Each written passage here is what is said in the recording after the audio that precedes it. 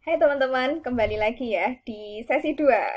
Semangat pagi. Ya, jadi tetap semangat pagi ya meskipun mungkin sekarang udah siang. Nah, di sesi 2 ini, video sesi 2 kita akan membahas tentang unsur satu, suhu, angin dan kelembaban udara. Kita lihat dari yang suhu dulu. Di sini suhu itu ciri-cirinya apa? Dia sangat bergantung pada ketinggian. Jadi, makin tinggi suatu tempat, suhunya akan makin rendah. Kayak gitu. Jadi di sini setiap naik 100 meter, suhu akan turun sebesar 0,6 derajat Celcius. Secara umum seperti itu. Meskipun nanti di beberapa wilayah ada juga yang penurunan suhunya itu bisa mencapai 1 derajat kayak gitu atau 0,5 derajat Celcius setiap naik 100 meter.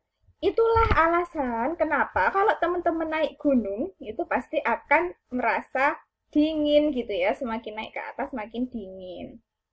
Karena ingat lagi kita tentang lapisan-lapisan atmosfer. Kita itu hidup di apa? Di troposfer yang mana ciri khas dari troposfer makin ke atas itu suhunya makin rendah gitu ya teman-teman. Kemudian yang kedua terdapat istilah isoterm. Isoterm itu artinya garis-garis yang menghubungkan wilayah dengan suhu yang sama. Jadi nanti ketika teman-teman ngelihat peta isoterm itu di situ berarti menjelaskan tentang persebaran daerah-daerah yang memiliki suhu yang sama. Kemudian diukur dengan termometer dan termograf kayak gitu. Kalau termometer kan mengukurnya itu kan cuman beberapa saat aja ya. Tapi kalau termograf ini pengukuran suhu dari pagi hingga malam hari kayak gitu. Jadi bisa 24 jam. Gitu teman-teman. Nah, oke, kita lanjut lagi. Di sini tuh faktor-faktor yang mempengaruhi suhu ya, teman-teman. Jadi di sini tinggi rendahnya suhu tuh bergantung pada lamanya penyinaran matahari kayak gitu. Teman-teman pasti sudah tahu kan ya, di belahan dunia ini, di belahan bumi kita itu tuh ada yang mengalami 4 musim. 4 musim apa? Musim semi, panas, gugur, dingin. Ada juga yang cuman 2 musim kayak di Indonesia. Nah, kenapa sih kok mereka tuh bisa mengalami musim dingin? Kenapa kok bisa mengalami musim panas? Nah, itu karena emang eh, penyinaran matahari di daerah sana itu tuh apa ya? Kalau misalkan pas musim panas berarti mataharinya tuh lama banget menyinari gitu ya. Kalau pas musim dingin ya berarti mataharinya tuh bentar banget gitu menyinarinya dan bahkan mungkin nggak dapet sinar sama sekali gitu. Nah, yang kedua, sangat bergantung pada jarak terhadap laut. Jadi kalau teman-teman nih tinggal di pinggir pantai gitu ya, biasanya suhunya akan cenderung panas gitu karena laut itu kan dia sangat awet menyimpan panas gitu dibandingkan daratan. Lanjut, yang ketiga bergantung pada kejernihan atmosfer. Nah, ini tuh kayak kasus di kota-kota besar di Indonesia ya. Misalkan nih, contohnya Jakarta. Coba bandingkan Jakarta sama Jogja kayak gitu. Kalau di Jakarta itu kan dia tuh kayak hampir tiap hari mendung gitu ya. Mendungnya tuh bukan karena mendung mau hujan, tapi mendung karena asap-asap gitu loh, banyak asap-asap sehingga di sana eh, suhunya itu nggak yang terlalu panas banget dibandingkan di Jogja kayak gitu. Meskipun kerasanya panas, tapi panasnya tuh bukan panas sengatan matahari yang bukan panas yang sengatan matahari yang menyebabkan gosong, tapi lebih ke gerah-gerah gitu loh. Kalau di Jakarta. Jadi makin jernih atmosfer, makin langitnya makin biru kayak gitu ya, itu nanti suhunya tuh akan lebih tinggi gitu. Oke, kita masuk ke unsur yang kedua, yaitu angin. Nah, apa itu angin? Jadi, angin itu tuh udara yang bergerak gitu. Nah, bergeraknya dari mana sih?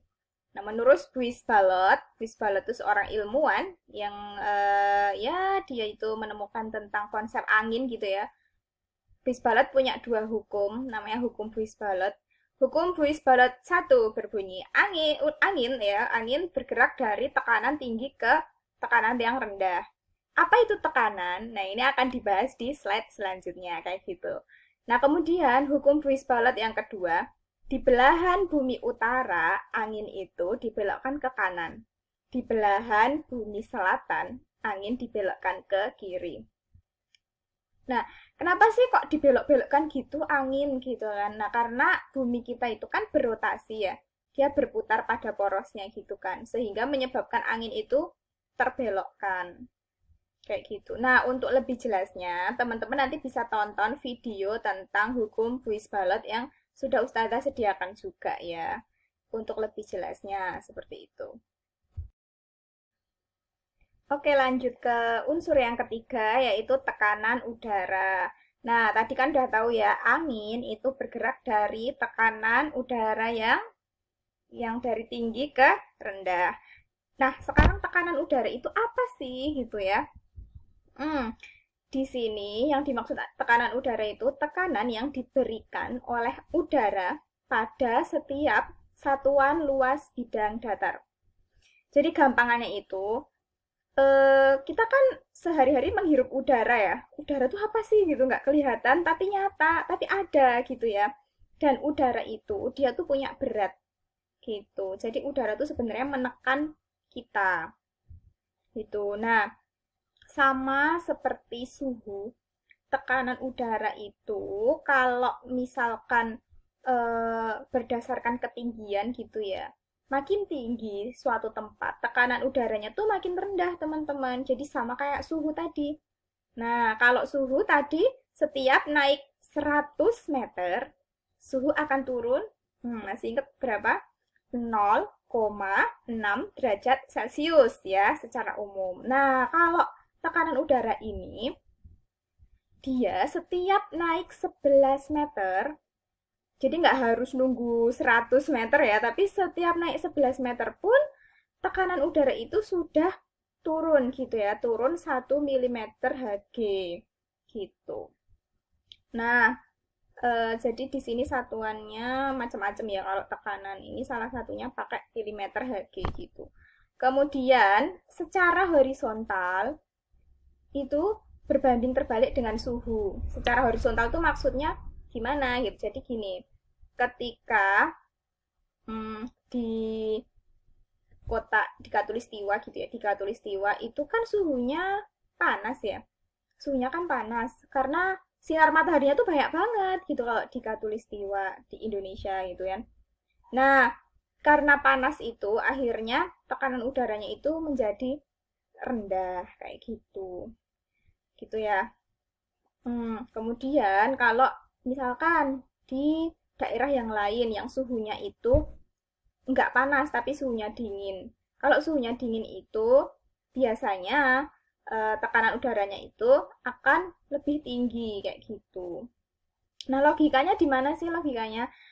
Gini, kalau di Katulistiwa kan suhunya panas banget tuh. Kalau suhu panas, itu kan udaranya kemudian akan ambiar gitu ya, akan ambiar istilahnya.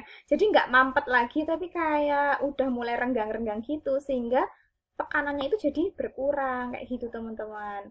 Nah, tapi kalau secara vertikal tadi ya, kalau tinggi rendahnya suatu tempat, nah itu biasanya akan berbanding terbalik. Jadi tekanan udara itu akan turun ketika wilayahnya itu makin naik atau makin tinggi, kayak gitu. Itu ya, semoga bisa dipahami untuk yang sesi 2 ini.